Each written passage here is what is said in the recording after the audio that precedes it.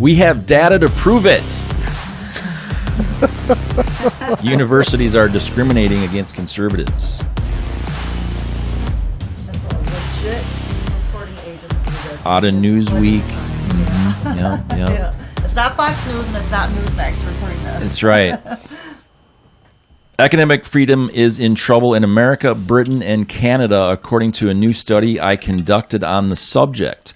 While the term cancel culture is often thrown around like a political football, my new report for the Center for the Study of Partisanship and Ideology found quantitative evidence that the ideals of the university to establish a tolerant ethos open to questioning received wisdom is being, now get this, perverted by political aims. Using 8 surveys of academic and graduate student opinion, we examined the willingness of faculty to cancel controversial academics and to discriminate against political minorities. We also looked at the level of fear among dissenting scholars, and what we found was worrying. While it's normal for those holding minority views to feel a bit uncomfortable, my study found that younger scholars are far more likely to support an intolerant cancel culture. Let me read that again. While it's normal for those holding minority views to feel a bit uncomfortable, my study found that younger scholars are far more likely to support an intolerant cancel culture that is driving self-censorship and limiting viewpoint diversity in universities. This is an incredible article, and it's long, and we're going to leave it at that. We're going to leave it at this next paragraph. Much of the reporting on progressive intolerance has focused on high-profile incidents such as the attacks on Brett Weinstein at Evergreen State or Charles Murray at Middlebury College. But my study found that this is just the tip of an iceberg of threats to academic freedom. And these threats are leading to widespread self-censorship among political minorities. Mm-hmm. Woo! Wow. That's a mouthful. I'm going to go to, let's get back to the basics. And this probably applies more for high school and younger, but why should any student know what their teacher's political beliefs are? Shouldn't. Why is this ever even an issue? Shouldn't you be teaching your subjects, ask the students their opinions and talk about those opinions? But why are these teachers, professors, forcing their feelings and beliefs on their students and punishing other colleagues that don't agree with them? That's a great And it's only going to snowball. Because our teachers' union is the strongest union. That's why. And I don't know if college professors if they have a union for them or not. But And what are we setting up our future generation? and they talk about that in this article. If it's when they look at the professors that are under 30 or doctorate students or whatever, and their tolerance of people's other different opinions compared to professors that are over 30, or I think 30 or 40 was the number. It's completely different on who's more accepting of others' different opinions. It's an intense article. It's definitely a hard read, but it's very interesting. And the fact that it was in Newsweek, even more. So. And the fact that it's happening, I was kind of surprised. It was a hard read, but, oftentimes what I got from this is that you sort of hear about this in like big business, not so much the university. So I was sort of surprised by that, of sort of like is what feels like a little bit of like censorship or whatever. And you sort of feel it in these big companies and stuff like that, but not this. So that kind of surprised me. Especially the last 2 weeks. I'm surprised this was actually printed. I really am. I'm surprised this actually made it to print, to legit print. I mean, this is just It's a lot of information. proof that this wasn't sabotaged. I'm like I said, I made the comment that it wasn't on Fox or Newsweek or a Newsmax or something like that. This is a very prominent Newsweek magazine, been around for years. was credible, in the past, and then to print something like this, I'm surprised by that. I really am. Maybe there's hope. You're right. Yeah. What I found with this too was, did any of you look at the Brent Weinstein Evergreen thing? Do you remember it? Hear about it? So he's a very liberal professor at Evergreen, was, and I had read this a couple of years ago or more probably now, but very liberal, very a Democrat, extremely intelligent person, and they came in and they tried to cancel him, and there were riots, and the Evergreen, I believe. Well, they allowed him right on the campus, right? Wasn't that it? They did allow him finally, though, right? But then he was a professor at the campus. That's Right. you're probably thinking of Charles Murray, the other Okay. one at Middlebury, that they allowed on the campus, but Okay. then had the. But yeah, Brett Weinstein was a professor Okay. at Evergreen, and I mean they literally held the college hostage for days. I can't remember how many days, but it was a disaster, terrible thing. And he's like, "Look, I'm on your side," basically. And they did this to him, and so that's what I found very interesting on when I started looking at paying attention to cancel culture more. It's like you're canceling one of your own here, Little Black Quote. Widow work going on as of late. I mean, that's happened to some celebrities too. Is they're getting eaten? Bruce Springsteen, he's getting eaten up by his own. Sure. So, where do they stop? Yeah, I think that, and so what the point of this to me is this proof in this study is that this is rational and reasonable proof. This isn't an emotional feeling. This is actually they numbers. They prove it. Believe the science. Exactly. That's what it comes down to, is because they're always saying, trust the science, trust the science. These are statistical facts now. They can say this. It is a fact that this is taking place. But wait a minute. Wasn't the left and the liberals saying you got to be tolerant of everybody? Say the 70s and 80s and 10 years ago. and Yeah. Right. January 20th? and unity and all these things. And I'm sorry, and I might be hyperbolic on this right now, but look, I didn't do this. I didn't come up with this study. This isn't me. This is proof that this is happening right now in our colleges, period. That are essentially They're federally being funded. intolerant. Yeah, that are exactly. On the way out to CPAC, I was actually reading the book by Eric Snowden. I'm not much of a reader, but I did. And he talks about how he thought he was doing the right thing, and then all of a sudden something clicked where he said, look what I just have done to everything. The technology, all that information. And look What I I've did to done. people. Yeah. And something flipped in him. And now, he came clean with everything. Is that age, that generation, that millennial kind of era that we hope will do the right thing as they get older compared to what they're influenced by right now? It'd be interesting to know the professors that were over 50 that were more tolerant. Were they the same way 20 years ago? Mm-hmm. Were they the same way that the younger professors are, and they've just learned to be more accepting? Or is it truly a generational thing? That's a great point. So, Or brainwashing. I don't know. right. So were Mark, the younger professors brainwashed by the Yeah. older professors, and the I older don't know. professors learned to accept others, but the Start them young. I don't know. Yeah. So I've been reading a little bit about Herbert Marcuse, and hopefully I'm saying his name right, but he's really the one that he's from Germany, he's really the one that kind of shifted that kind of leftist movement and how to gain control of culture and all that kind of stuff. It's very interesting. I don't know enough to talk about it a whole lot yet, but it's very interesting how literally he mentored one of the leading ladies for the feminist movement and all that kind of stuff back in the 60s and stuff.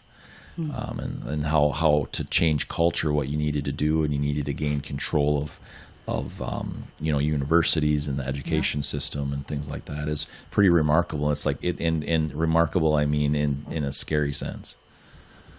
So, but there's proof. The personal agenda, you know what I mean? The personal agenda, like you brought up, Craig, where shouldn't teachers teach the information and not influence? They're not supposed to be influencers. They're supposed to be teachers. Those two are meme influencers, but they're not teaching kids. Harmony, what do you think of this? What do you think of this, Harmony? Well, again, I go thinking, first of all, if you're wanting to put your personal feels into it, and you're, get into a different line of teaching, different subject or something to align with, I know when I go out and I'm doing my heart and soul stuff, I speak how I feel, the truth, how I live, this and that. Don't be putting other things into it.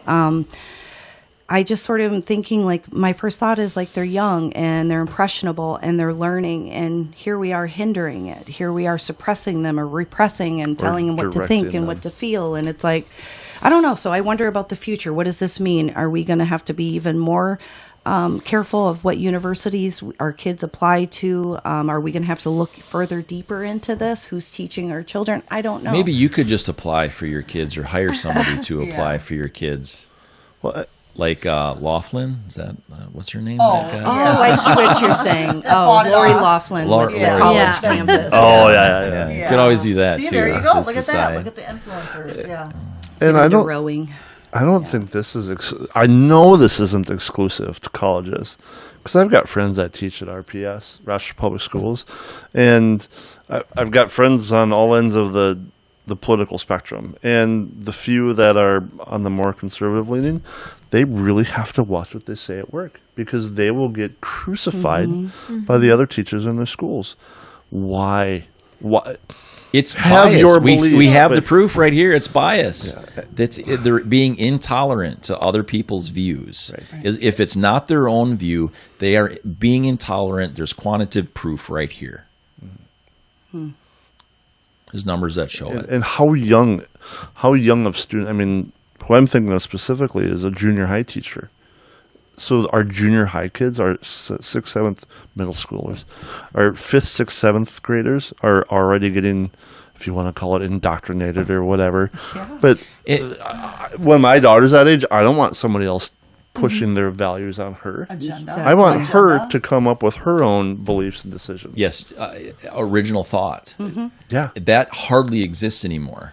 And you look at, there have been literally thousands of people out of work who were what would be considered a reply journalist, is what I mean, what I read. I mean, maybe I wouldn't call them that, but what that Like means. a reactionary? Yes, so that means like a clap back, like someone says something and they just kind of slam it back and, just whatever so Trump is out of office.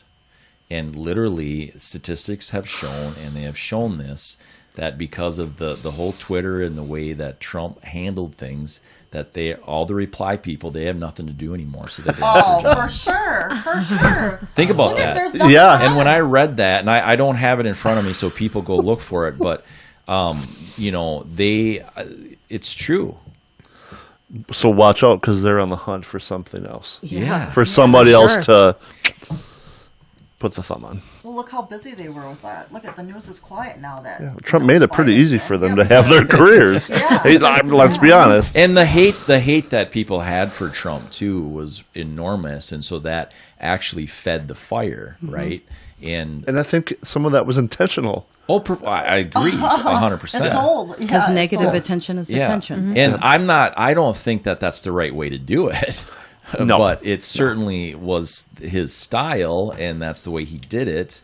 But the thing for me is that there has to be, when you show and prove the clear numbers of what's happening, and people still deny that it's happening, and they scream louder, and they put more masks on, and I don't mean double masks, I mean more to cover their face, more to, they go out, and now they're at a protest pre-pandemic, and they have masks on, and they have helmets on, and they don't have anything that identifies who they are, and they start doing these things, and it keeps getting worse and worse in that respect. If you can't get up on stage and show your face and say your name and say, this is what I think, this is what I believe, this is why I believe it, this is what it is, if you can't do that, then you might not have something good to say to anybody. Right. You just want to conquer the world. Right. Pinky in the brain is all I can think of on that. So going into CPAC this past week, now the information came out that no one was diagnosed or tested positive for COVID, so it was not a super spreader event. Were there any protesters there? Yeah, there were. There was about 25 across the street, yeah. Okay. I mean, from Just the curious. inside, we heard they were there. I assumed there was a lot, hearing that. Yeah, there was about 25 we could see across the street, yeah. So they gave them their place, It's your right to assemble. It's your right to protest, that kind of thing. Again, security was crazy, like any event. With President Trump, I just have to say it was great to see him. It was great to see him. I was a volunteer, so I got to be 10 feet away from everything, right there, right with all the action. We got to hear a lot of great speakers. It was. You're speechless. I am. I am. Wow! I am. Whoa! We all need to I take know. a moment. With Like that. I said, he's back. He's back. So, anyways, but yeah, the whole theme line was America Uncanceled, and we talk about the cancel culture and what they want to accomplish, and even President Biden right now, everything that's going on with there, and even war and south border and everything. And I can't imagine since January 20th where our country's come to right now. I want to wrap it up with this, unless anybody else has any last words. I'm going to rant for a second, and then we'll close Do out. it. Uh-oh. But I want to get back to the masking and not being able to get up on stage with the lights on and say your name and all these things. It takes a lot for people to go on to a podcast. It takes a lot for you guys to be here every week and share your thoughts and be criticized for that and all those things. And I get that, and that's great. But if you're not willing to have dialogue, and I mean dialogue, I mean back and forth. I don't mean monologue. I mean dialogue. If we get to a place where all we do is protest and scream, we're in trouble, right? Not that that's a bad thing to protest. I think we should assemble, and I think we should get on stage and give our thoughts, and I don't care what they are. Now I get to decide what I'm going to do and what decisions I'm going to make.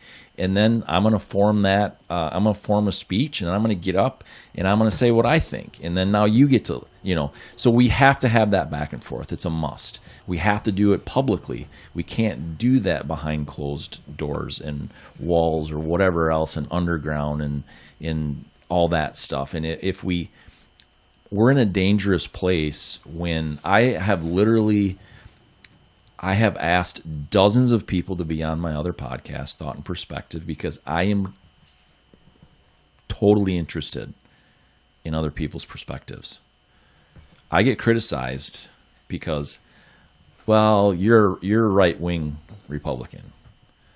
I've had a lot of Republicans on the podcast. That's not a lie. That's statistically true. I have asked equally people on the left, progressives, etc., Democrats, to also come on the podcast. They have said, no, that's not my fault. With that said, again, it does take a lot to get behind the mic, turn the camera on, and say your thing, because then there it is, it's public. Mm-hmm. But if we can't do that, then you might want to think about what you're saying. And I'm going to close with that. Hammer the like button. Actually, just watch the video. Thanks for joining us. Hey, a lot of people have asked how they can support the work we're doing here at Matt Logan Speaks. Well, you see this hammer that I got in my hand? It's pretty big. All you have to do is hammer the share button. Go ahead and hammer out a comment to us. Go ahead and hammer the like button. Go ahead and hammer the subscription button. Go ahead and hammer the notification bell so that when we have new content up, you're the first to know about it. We really appreciate the comments, shares, likes, because you know what? That's the best way you can support us, because the algorithms on all these fancy computers, that's what they need. We appreciate it.